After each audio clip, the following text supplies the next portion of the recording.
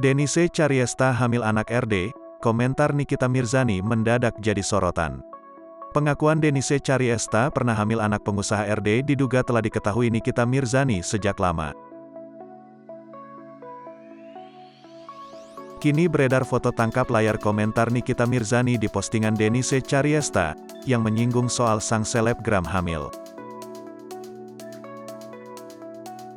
Diketahui, belum lama ini Denise Chariesta membuat pengakuan jika ia hamil anak pengusaha RD pada Maret tahun 2022, dan diduga Nikita Mirzani sudah mengetahuinya. Komentar lawas Nikita Mirzani di postingan Denise Chariesta soal kehamilan pada April tahun 2022 lalu kini disorot dan viral. Di postingan tersebut, Nikita Mirzani mengomentari foto Denise bersama Uya Kuya dan istrinya saat di Amerika Serikat. Nikita Mirzani mengomentari postingan tersebut yang menyebut wajah Denise sangat senang dan bahagia. Tanpa menyebut nama Denise Chariesta, ibu tiga anak ini menuliskan wajah bahagianya terpancar karena sedang hamil. Nikita Mirzani pun mendoakan agar calon bayi yang dikandung dalam keadaan sehat.